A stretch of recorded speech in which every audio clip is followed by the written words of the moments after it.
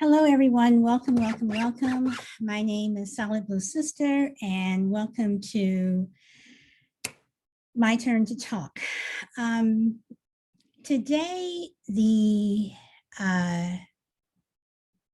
show for what is today, Monday, May 24th, 2021. I'm going to talk about the talk. The talk that unfortunately, African-American families and just Black people in general, people of African descent, Black descent, have to give their children. Now, some Black parents may see the talk in different ways. Some people may never get it. Some people, get it constantly. The talk is not a singular event. It is actually a series of lectures that may and could last a lifetime. And I say that because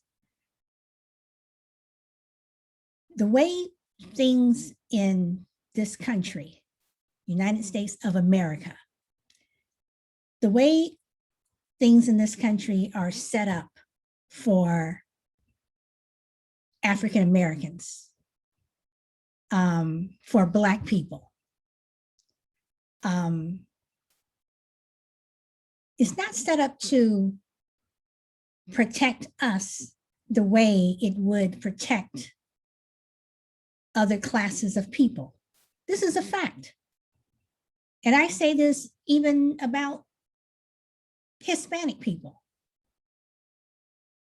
And when you talk about the talk, is mainly meant for how you are supposed to behave and act around people of authority. Nowadays, it's the police, law enforcement. The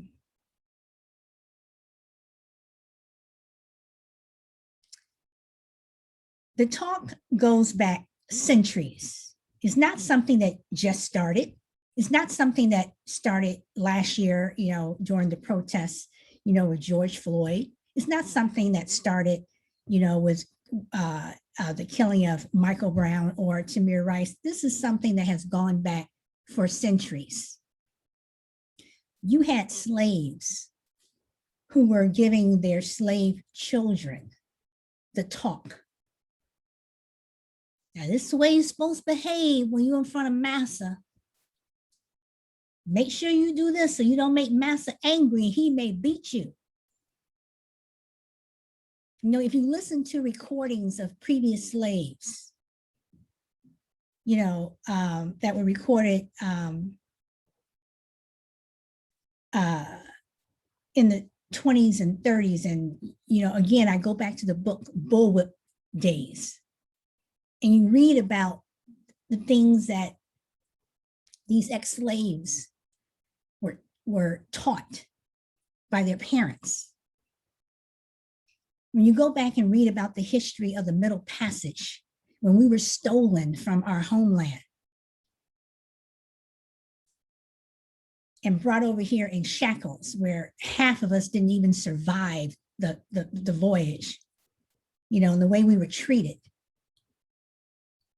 And how even then they were telling you that there's, these people out there, these devils with white faces who are out there wanting to hunt you and to steal you and put you on that, ship or whatever, and take you away from your family. They were getting the talk back then.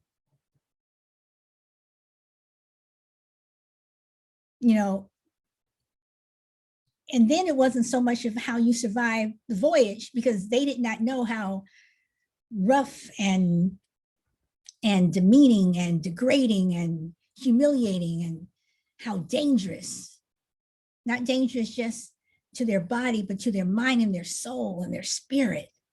They didn't know that. But they knew that if they were caught and they went on that boat, they would not return. So their parents were telling them, this is what you do to make sure you don't get on that boat.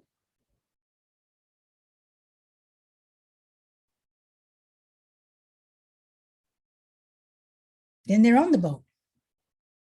They're shipped off to the British Isles, to the Caribbean. You had Arabs who were giving slaves as birthday presents to their children.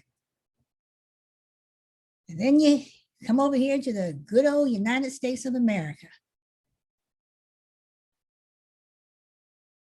And the talk intensified.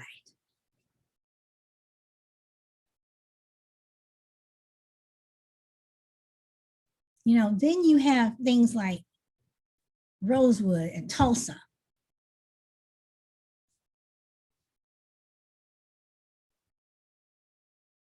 The bloody summer of 1919 in Chicago. You know, you look at what went on in the 40s and what went on in the 40s and 50s. Then you have civil rights, and you're still getting the talk.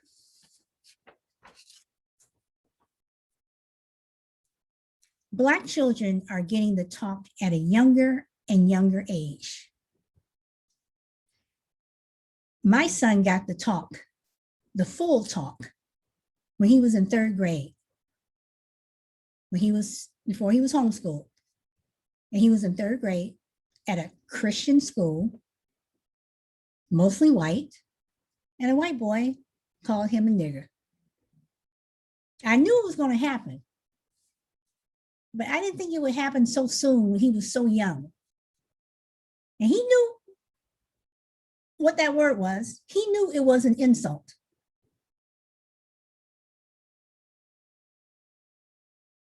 And I say, I'm sorry, I take that back. He was in 2nd grade, because I remember the teacher he had. He was in 2nd grade. And when I went to the principal told me, oh, don't worry about it. It's just a word. Children don't know. No, it's not just the word. Children do know, and my son knows. And that boy, who I'm not going to say his name, who called my son a nigger, I'm not going to say the N-word, because he didn't say you N-word. He called my son a nigger. I'm not going to try to make anyone feel comfortable. He knew what he was doing. He knew exactly what he was doing. Because if he didn't, he would have said, oh, you're stupid. Oh, you're dumb. He would have said something else. You look funny. Your clothes are funny. But he didn't say that. He called my son a nigger. So I picked my son up from school. I look at him. And I will say one thing about my son. He never cried in front of someone else. That's not something that I told him not to do. That's just his own, that's the way he is. He doesn't cry in front of other people. And I looked at him and I said, we'll talk when we get in the car. And when we got in the car and we were just in our own little world, he broke down and he told me.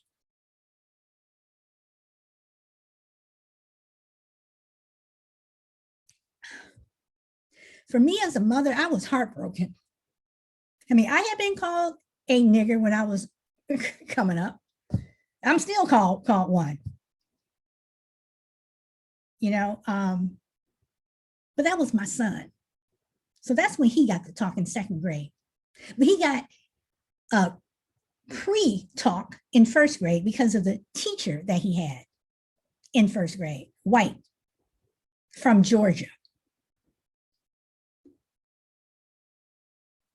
And that's another story. But he got an abbreviated talk there, but he got the full blown on talk when that classmate called him a nigger. And as I said, the talk is not a singular event. It is a series of events that could and may last a lifetime. My son, at different intervals, has gotten the talk. And he got the talk again earlier, last week after the Ronald Green tape. He got it with George Floyd. He got it if we're just, something happens and, if I went to the store and I saw something, whatever, I come home and I give my son the talk.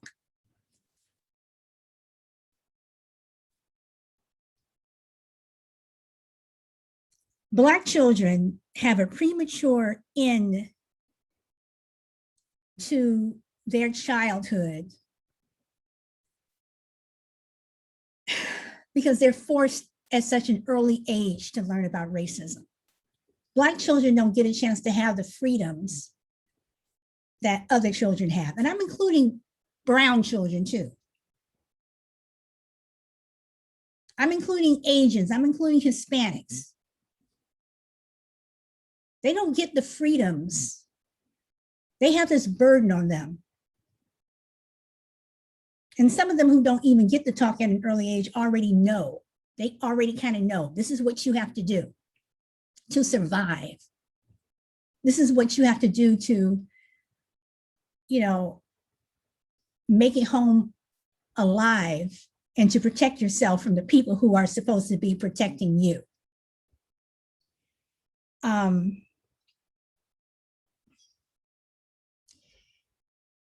Actuaries know that white people live 5 to 6 years longer than Black people.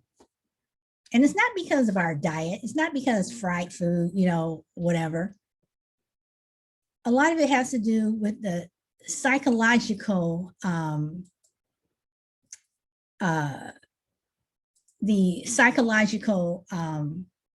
impact that racism and social injustices have on the psyche of Black people. It's stressful.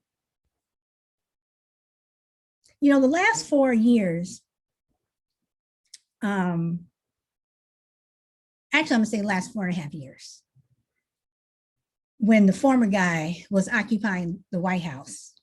I don't know about you, but I was stressed out. I was stressed out for 4.5 years because I never knew what was going to happen. I never knew what was going to happen. If one day I was going to wake up and my total existence was going to be like, herd them all up, put them in cages. I mean, he's already doing that with Hispanic children coming across the border, separate them from their parents. That's the same thing, slavery. I was stressed out. And Black people cannot take safety for granted. So we have to tell our children what to do to be safe. And I'm not talking about make sure when you cross the street, you look to the left, look to the left, look to the right, cross at the corner, cross at the light. That's a piece of cake. It's what do you do when you get stopped by a police officer, where there is a 50-50 chance you just may make it home. Now, last Friday, I did a show on police brutality, and I looked at some of the comments that I had.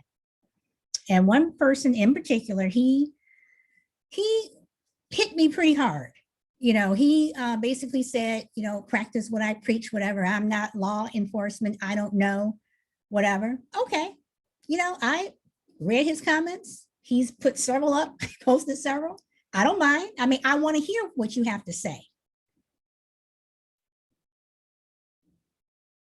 No, I'm not law enforcement, but I also know what's the difference between right and wrong. I also know that when you stop someone for a traffic violation, or you're coming to question someone about a counter $20 bill, they shouldn't wind up dead. And when you send that person to the hospital and they're already dead, you don't have them handcuffed to a gurney.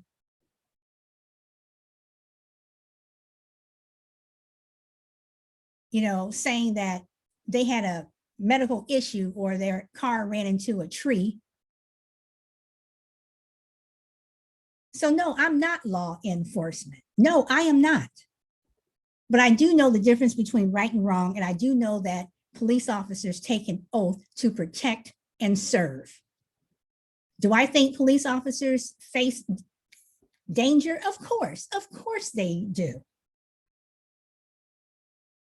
But I'm talking about, are they facing danger with someone who is unarmed, shackled, behind their back, hands up, don't shoot, pow, or kick in the face or pepper spray when they're already down?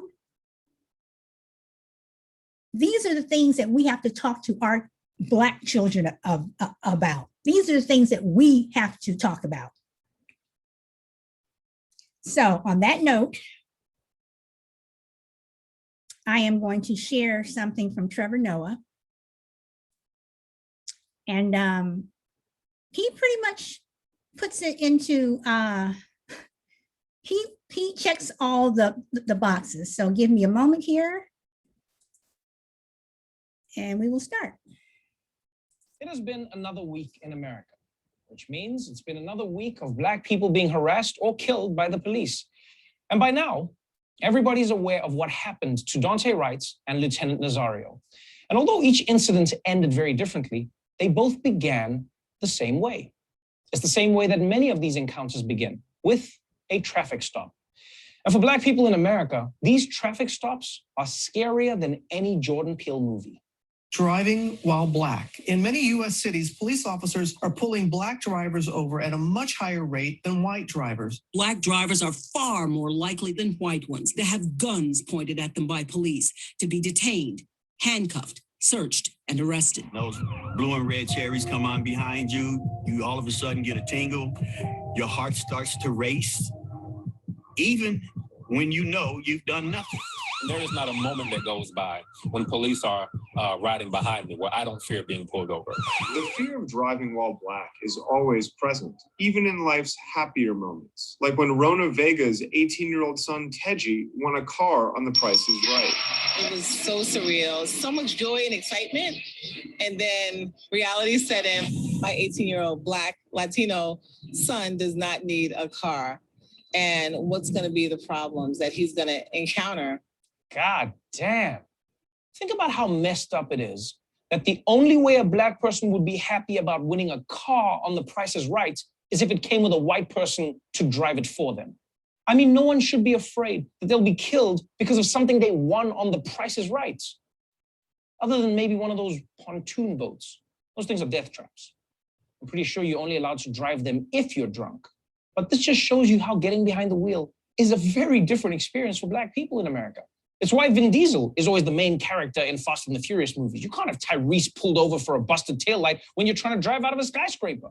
And you might be thinking, well, if you're so scared of being pulled over, then don't do anything wrong. Yeah, but let's be honest, people. America's laws always give the police an excuse to pull someone over. Oh, I think you were going too fast. I think you were going too slow. Oh, your seatbelt, your tail light, your license plate, your registration, not signaling, tinted windows. And nothing is more suspicious than someone breaking zero rules in their car. Ooh, cops will pull you over instantly. Sir, I couldn't help noticing that you were driving perfectly, and that was a little suspicious, to be honest. Why don't you go ahead and pop the trunk? But it's not just traffic stops.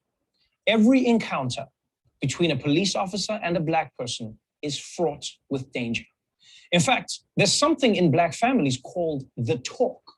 And I don't know if my white viewers know about this. I mean, maybe it's one of those things that Black people do that you've never heard of before, you know, like laying edges or putting plastic bags on your Jordans when it rains. But believe me, every Black family knows what the talk is. We call it the talk, a discussion Black parents have had with their children for generations. A conversation that you and I have to have that it is tantamount to their survival. Alerting children about interactions with police where body language, tone of voice, word choice, and other factors in certain circumstances can lead to arrest or worse. At some point, you will get pulled over, and here is how you act. Put your hands on the steering wheel. Make sure the lights are on. Don't do anything without police permission. Ask before you get your registration. You don't question and challenge the police officers like everybody else can. You guys just have to be a little wiser in terms of how you communicate and not agitate the situation any more than it is. Submit, obey, come home. The talk will always happen in Black households. You have to talk about the birds and the bees, and then you have to talk about how to deal with law enforcement. That's right. Police violence is such a threat that somehow the most uncomfortable talk you have to have with your kids is the one where you don't use the word semen. And look, I know that all parents talk to their kids about how to stay safe, but for Black people, it's specifically about staying safe from the police, the people whose job is supposedly to keep them safe. The police talk simply isn't something that occurs in white households. I mean, if it did, it would be a very different conversation. Okay, now, honey, if you ever get pulled over by a police officer, what do? You look him in the eye and you say, do you know who I am? And then he'll apologize and he'll let you be on your way.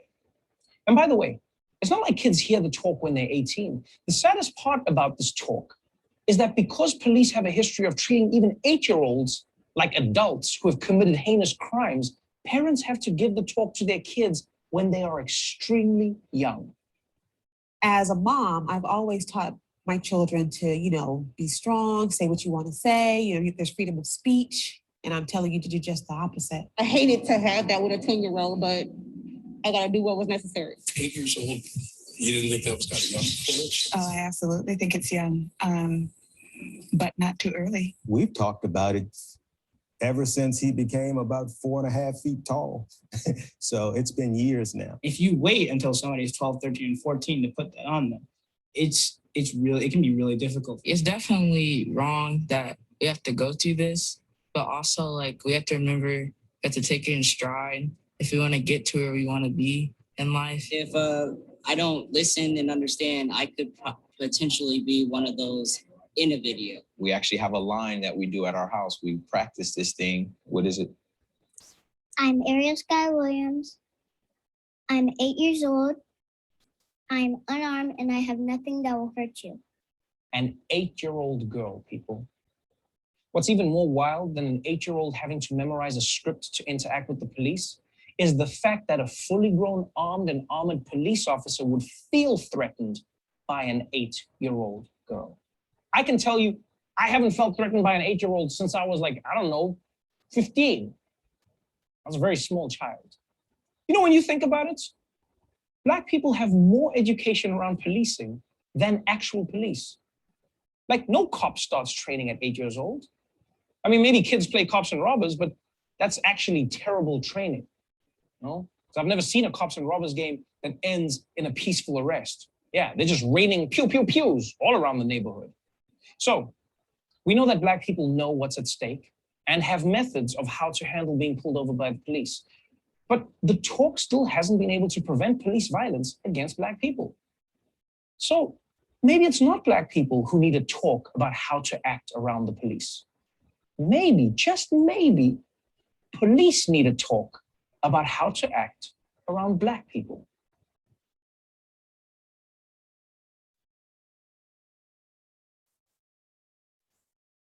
Okay, so I'm going to start off before I open it up to questions or comments. White terrorists and rapists are safer in America than Black people who are just existing. I mean, think about that. A white terrorist and a white rapist is safer in this country than Black people who are just trying to exist from day to day. And Trevor Noah, he's correct. Maybe it's not us that need to talk. It's the police that need to talk. You know, I was talking to one of my friends last week, and her son is a year older than mine. And I told her, I said, my son is an introvert. He's extremely quiet, extremely quiet. You know, it's like you have to get him talking. He's always been like that. I don't know if it's the only child thing, you know, whatever, but he's extremely quiet. And I'm about to get emotional. I told the friend that I was talking to, I said, if I live to be 150, just so I can outlive my son, I hope I do. Because I fear dying and leaving him here.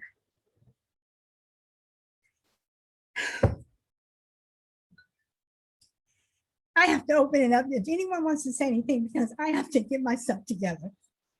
So.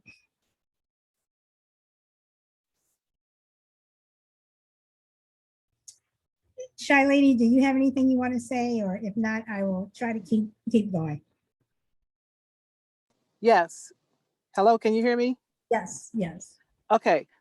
I want to say that I might have the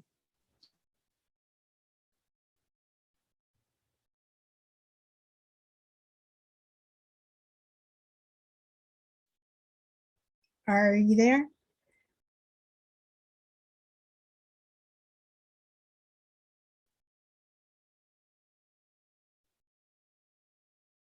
Okay, if you're saying something, I cannot hear you. Can you hear me now? I can hear you now, but you're breaking up just a little bit.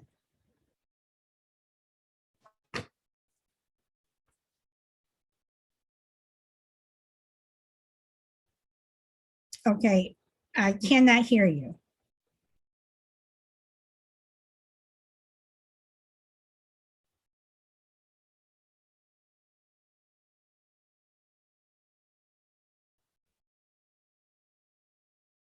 Okay, I'm going to keep going, and then when you're ready to pop in.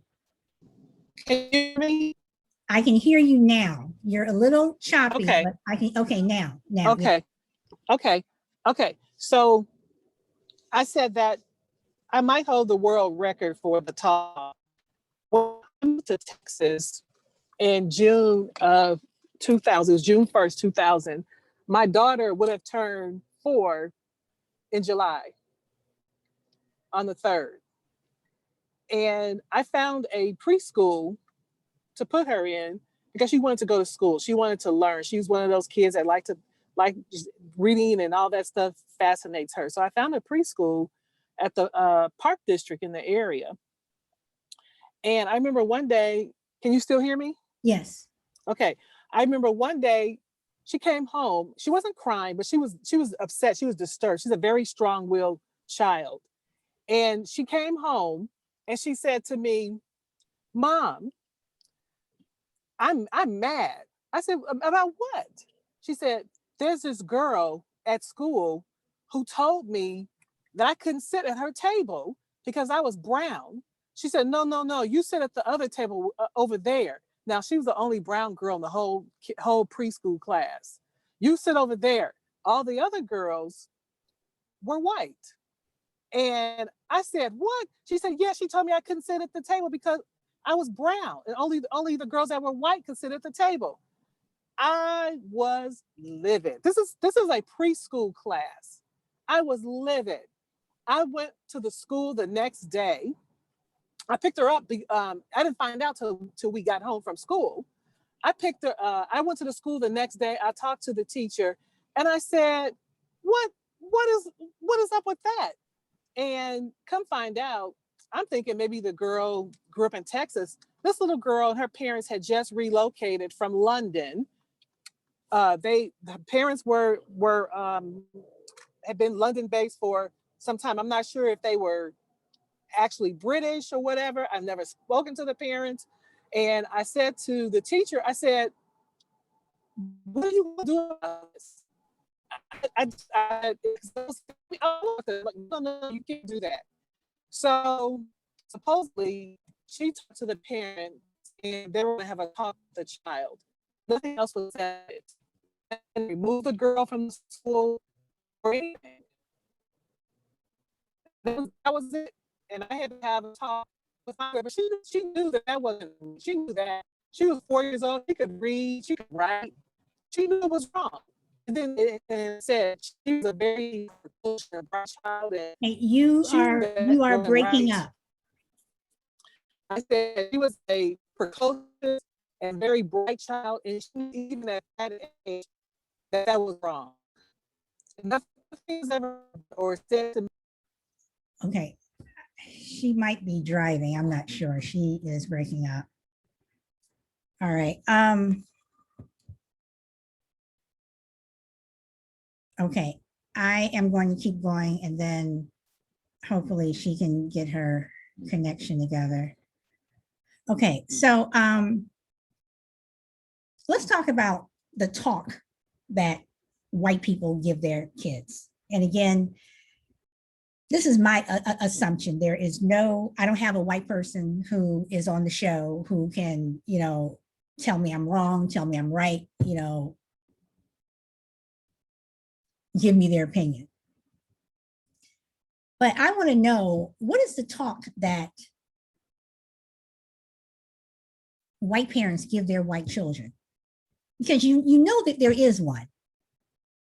What do you say to your white child about Black people? If your child is going to, if your white child is going to school and there is a Black child or students in your child's classroom, what do you say to them? Do you say you better, watch out for them because, they're violent, they're ignorant, because one thing that I do know is white people perpetuate this stereotype.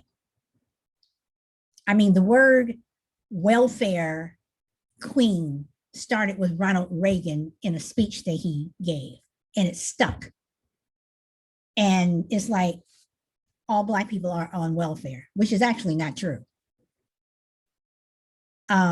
So what are white people saying to their white children?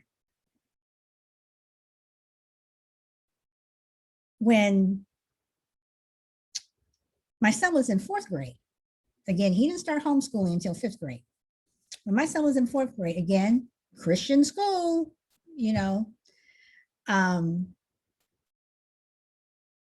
I volunteered to be the librarian just so I could kind of keep up with what was going on in the school, because I wasn't crazy about the principal. And there were just a handful of Black students at that school. And there was a little girl who was in 2nd grade who would always come up to the library. And she would always want to talk with me, stay in the library, whatever. And one day I asked her why, and she said, "Because you're the only teacher here that looks like me." And I knew what she meant. And later on after school, I talked to her mother, whatever, and she said, "Yeah, my daughter's having a hard time coming to the school because she's the only Black child in her class." Well, my son has always been, like I said, very, very quiet. And I will say, now, not at home, my son wasn't the perfect angel, not at home, but at school, my son was always the kid who never got in trouble. I mean, teachers, everyone always say, you know, your son is this, you know, he's perfect, he's this, he behaves, he never does this, he never does that, he says please, thank you, he pulls his chair out, he pushes his chair in. I know he does that because I know how I raised my son. And there's one little girl who to this day, you know, as a parent, everyone has that one kid that you just didn't quite like, you know, whatever. But this girl, every time I saw her, you know, it was just like, you know, and she would make these little comments, these little racist comments, these little digs. This girl was in 4th grade. And she says to me, yeah, my mother's surprised, I'm not going to say my son's name, my mother's surprised that it's so well behaved. She's surprised that, you know, that he knows how to talk, that he knows how to speak. And I said, really? What do you mean? And she says, well, you know, my mother said that, well, you know. And I said, no, I don't. What do you mean? And she looked at me, little girl was in 4th grade. I knew exactly what she meant. Her face got red, whatever. And she ended up running off with some friends. So when I saw her mother later on that afternoon when she was picking up her daughter, I said, yeah, you know, so-and-so said, and I repeated what I said, her mother's face turned red and everything. And I said, well, what did she mean by that? That you were surprised that my son could speak well and he was well behaved. What did that mean? Because she kept saying, well, you know, and I don't know. What do you mean? And her mother said, her face is red. Well, you know. No, I don't. I wanted her to say it. Well, you know, usually Black kids, you know, they don't act like your son. Really? How do they act? Well, you know, they don't behave. And I pointed, I said, you mean like these little kids run around here? You mean these little white kids that are running around? I said, like your daughter, when she gets in trouble? I said, because from what I've seen, the few Black students who are at this school, they're the ones that are behaving. And her face got red. You know, so what are you teaching your child? What do white parents teach their children? I mean, I really would like to know. Because we're not the ones that you need to be afraid of when you get on, you know, on an elevator and there's one of us. We're not the ones that you need to cross the street from because there's one of us. We need to fear you. When I see a group of white people standing around, especially if they're young teenagers or they're men, I do cross the street. I do avoid it. Because nowadays, are you a Proud Boy? Are you a one percenter? Are you a member of the Klan? Are you a Nazi? I don't know. But you know when I walk down the street that I'm Black. So what are you teaching your children? Because we're constantly having to remind our kids over and over and over again, this is what you have to do in order to make it home alive.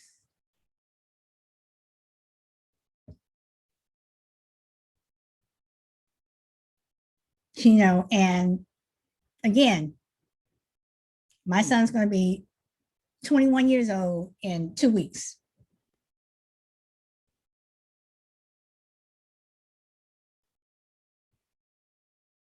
And on one hand, it should be a good milestone for him. Yeah, you're considered an adult when you're 18, but when you're 21, it's that milestone. And I'm not talking about, you know, you get a chance to drink and all that other stuff. It's like you're an adult. So that means that if he gets pulled over or something, you know, really serious happens, whatever, they can throw the book at him because he's an adult. And it scares the hell out of me. It scares the hell out of me.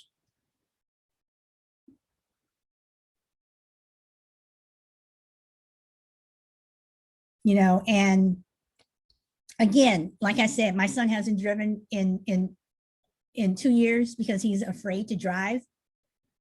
You know, not because, as I've said before, that he thinks he's going to have an accident, but because he's afraid that he's going to get pulled over. And with the way my son is, and if you ask him a question, sometimes he doesn't answer right away because he literally gets scared. This is a grown man now.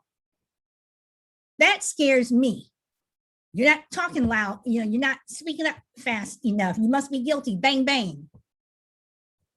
Let's beat him. And I know I can't protect my son my entire, you know, for his entire life. But at the same time, I should not be scared and have this real fear that something would happen to him. That's not normal. That's not normal. I don't know how many parents I have spoken to that when their Black children get into a car and they drive off, that literally they're stressed out until their Black child comes back into the house safe and sound. That if their Black child goes to a party or, you know, even just going to school, walking down the street, there's that fear, that stress until their child is back at home safe and sound. I had one friend who told me about 3 months ago that she was happy, you know, that the pandemic had everyone basically at home, and, you know, her kid did not have to go to school. He didn't have to go out, you know, that all of her kids were in the house where she knew exactly where they were. That's not normal. That is not normal. Not a fear that you're going to get COVID. Not a fear that someone's going to cough on you, whatever, or someone's not wearing a mask or you're not wearing a mask. A fear that your child is going to be picked up by the police or worse. You know, and as I said, you know, the talk, you know, it goes back centuries. You know, as slaves, we're giving our children, our slave children, the talk on how to act around massa.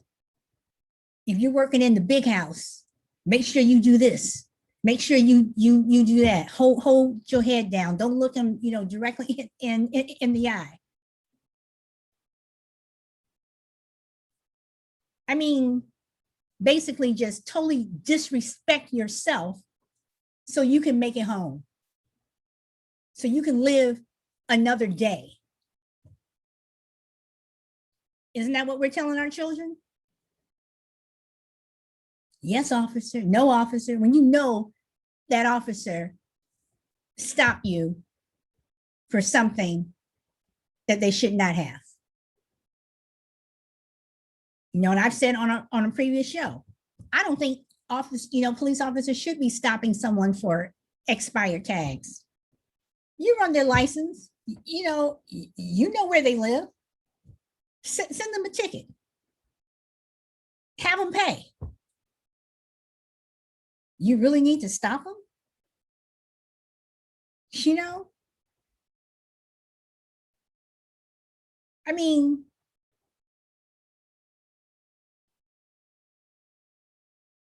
it's getting to the point where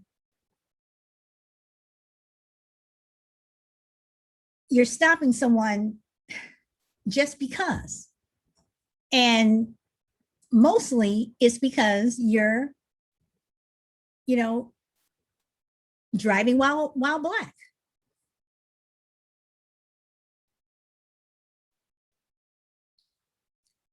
I don't, you know, the video that I showed earlier with Trevor Noah, he nailed it. He nailed it. I mean, I couldn't have said it any better. But I'm heartbroken that our children have to be told about racism and that people think you're different just because of the way you look, because of the color of your skin. You know, and seeing that video that he showed, that 8-year-old girl having her hands up, a rehearsed script, 8 years old.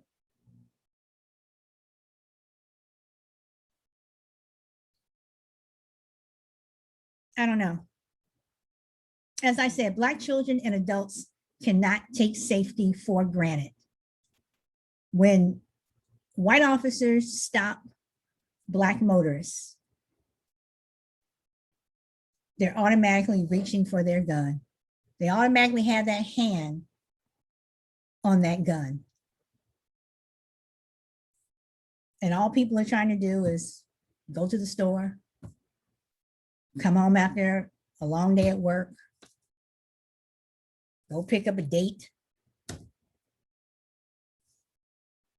go pick their child up from school. And you never know how that traffic stop is going to end. Now we have, and this is what I've told my son too. There are things that go wrong on traffic stops, and you have videotape. But there's a lot of things that we don't know. So my question is, how many traffic stops are out there that were not videotaped? That police cameras did not capture? How many Rodney Kings are out there that we don't know about? How many George Floyds are out there that we don't know about? Hell, how many Trayvon Martins are out there that we don't know about because you had some rent-a-cop who was told to stay in his car,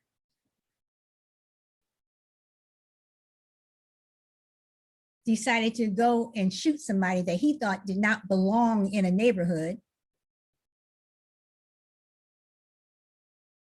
and shot a boy walking back to his father's house, and he had a bag of Skittles.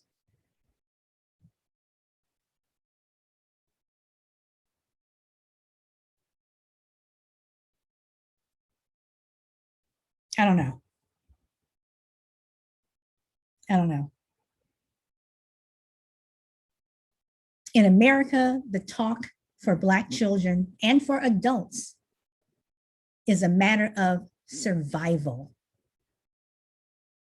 I mean, think about what I just said, a matter of survival.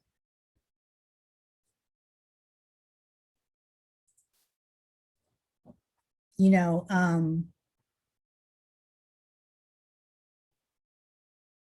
you're telling your child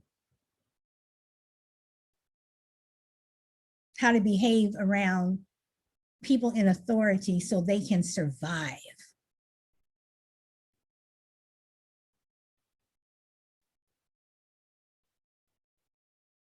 Now me, I have a mouth on me.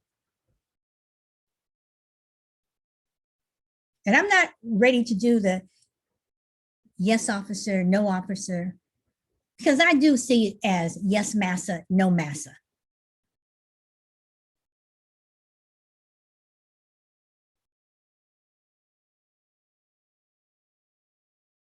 You know, but I shouldn't have to see it like that. I should not have to say yes officer, no officer to an officer who is disrespecting me, is making me feel less than, is humiliating me. I shouldn't have to do it. My son shouldn't have to do it. My husband shouldn't have to do it. None of us should have to do it. And again, all police officers are not bad. All police officers do not beat the hell out of someone, tase them in the back, kill them, put them on a gurney, send them to the hospital dead, and tell the doctor that he crashed his tree into a car. Crash his car into a tree.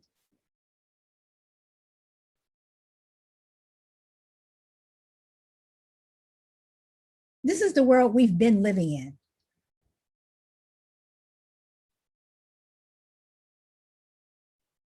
We shouldn't have to send our children to church on a Sunday morning where they're dressed up in their Sunday best, and it gets bombed and they die because some white supremacist was trying to teach Black folks a lesson.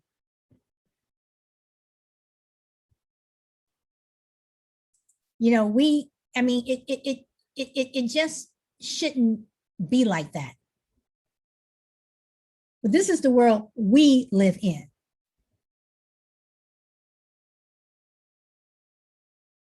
Do I trust cops? No.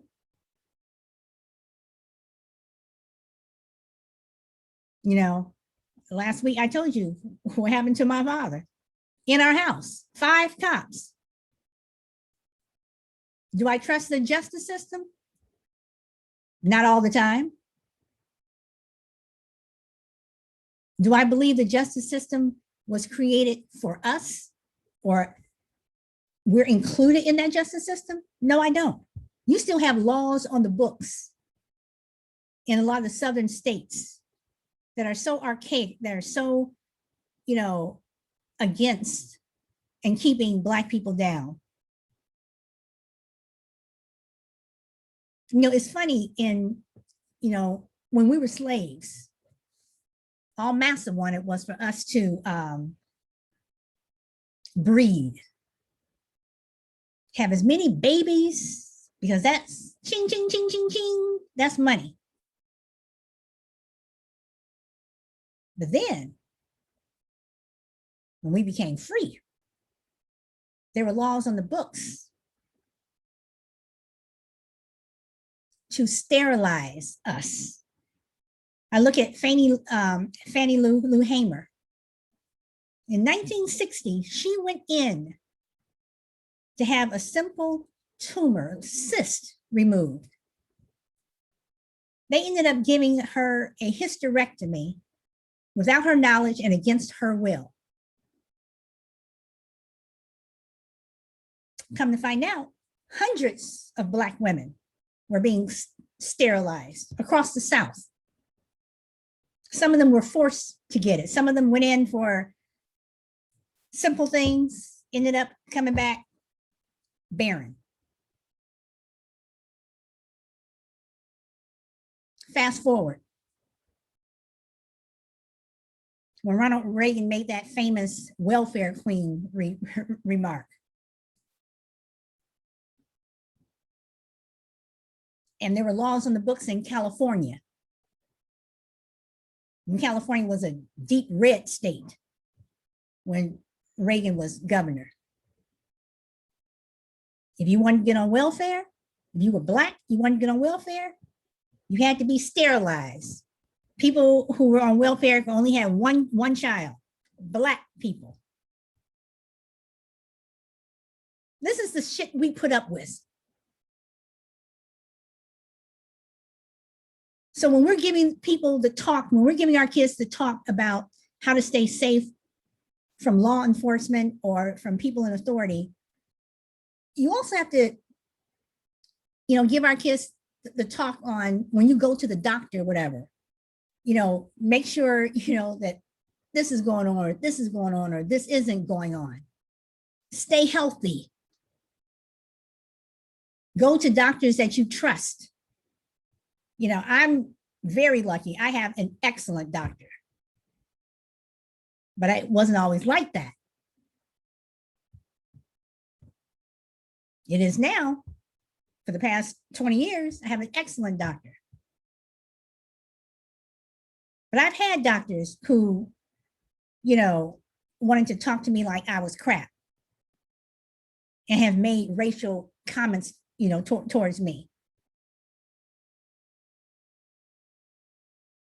We as a community and as parents, we have to protect our children. And unfortunately, we are going above and beyond because we have to. We have to go that extra mile to ensure that our children are safe. Our children can have all the degrees in the world. They can be the smartest ones in the bunch. It doesn't matter, because in the end, we're still Black. I have a couple more minutes. Does anyone want to say anything? Because I know I've been on and on and on.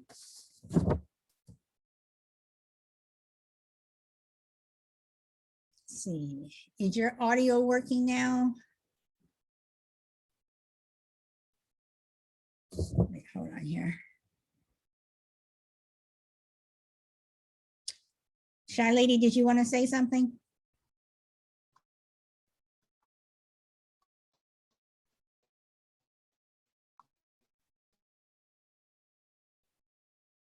Okay, I can't hear you.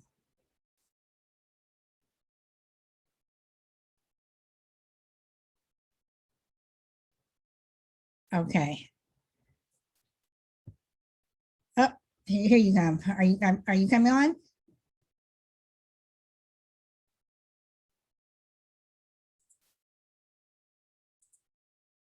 Hello, can you hear me? I can hear you now. Okay, I've been having some problems. I apologize. I had left the home to do an errand, so that's probably what happened. My Wi-Fi went out when I left my home. But anyway, I'm sorry I wasn't able to. I did want to contribute because I was talking about I had to have the talk with my daughter when she was 4. I'm not sure if you heard the story or if you got. Yes. Okay. But very, very interesting. It is unfortunate that we have to have the talk with our kids at any age. It's unfortunate, and our people don't have to have the talk. But it's necessary for the survival of our children. And it's not just with children. We always have to be consciously aware as adults, the age that we are now, that when we are driving, we have to be as humble as possible if we're pulled over by the police.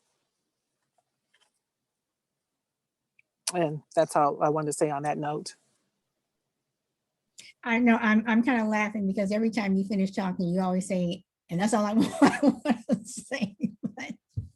But then you have more to say. But no, I totally get it. I mean, it's, like I said, I want my son to live a long life. I want him to die of old age of natural causes. And I want to live longer than him. If I'm that 200-year-old woman, I want to live longer than him just so I can make sure that he's safe. I'll be that 200-year-old woman in a wheelchair, ready to take on, anyone. And I have, have someone who just checked, put in the chat. We always told our children to keep their mouth shut if they don't live. Are you continuing that sentence, or we cannot help them? Well, my mother always told me to keep my mouth shut in school. And I was always told to stand up for my rights.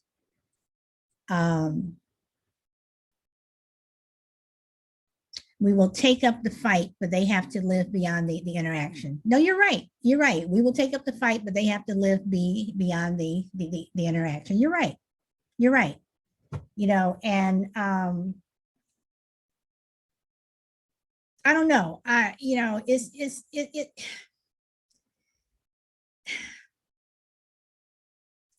just hard to know that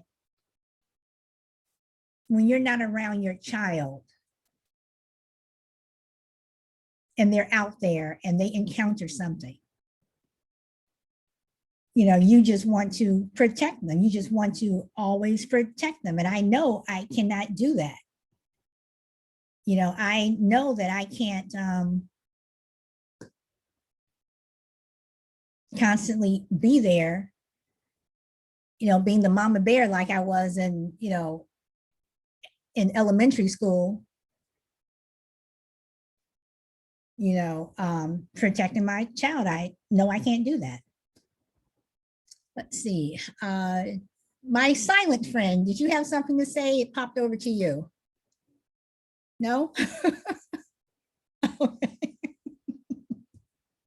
That's okay. That's okay. I know you just like to listen. Okay. So my time is up, and I thank you guys for listening. I'm sure I'm probably going to have, I have someone, I was surprised at the amount of comments that I had. I guess more people are starting to watch my show when I upload it on YouTube, but I have one particular person who they seem to be coming after me, but they're being respectful, you know, but, and I respond to them, you know, as soon as they go off the respect wagon, then that's when, you know, sorry, not going to be listening to you anymore. But, you know, they've had their opinions, whatever. I would like it if they can come onto the show and give me their opinions, because when you type things out, you know, and you're making remarks to someone, you know, as a rebuttal, things get lost in translation. But again, this person told me that I should practice what I preach, and anyone who knows me knows I always practice what I preach. I always do. You know, I would not be putting myself out here the way I am if I did not practice what I preach. I'm not out here to, for lack of a better word, bloviate like Tucker Carlson and just bah, bah, bah, bah, bah, bah, bah. You know, I practice what I preach. And I have a lot of strong opinions. And when it comes to Black people, I'm sorry. If you want to say that we don't get it the worst, you know, that's your opinion. But I question, are you Black? Have you been Black? Have you had the experience of being Black? I mean, I've been called nigger. I've been called nigger bitch. I've been called all kinds of names, you know, and as someone just said, a Black woman with a strong opinion is viewed as angry, reviewed as militant, you know, whereas a white woman, oh, she's just having a bad day. Okay. But I'm always going to let my voice be heard. And I'm always going to speak my truth. So on that note, I am over. I said that I would keep this an hour. You know, I don't want to be going over or whatever, because I know people have things to do, whatever. But again, thank you for listening. Tomorrow's topic is going to be something that is going to piss somebody else off even more. But I'm trying to talk about things and say them and talk about them, you know, that people don't want to say, whatever, and I'm going to be the one to say it. So again, anyway, happy Monday. Enjoy your week. Be safe. And I will see you tomorrow. Bye. Great show. Thank you. She said something. Yes, great show. And you always, when you have something to say, you always stand on your 2 feet and you say it, what you have to say. Thank you, my friend. Thank you. You're welcome. All right. See you later. Bye-bye. Have a good evening.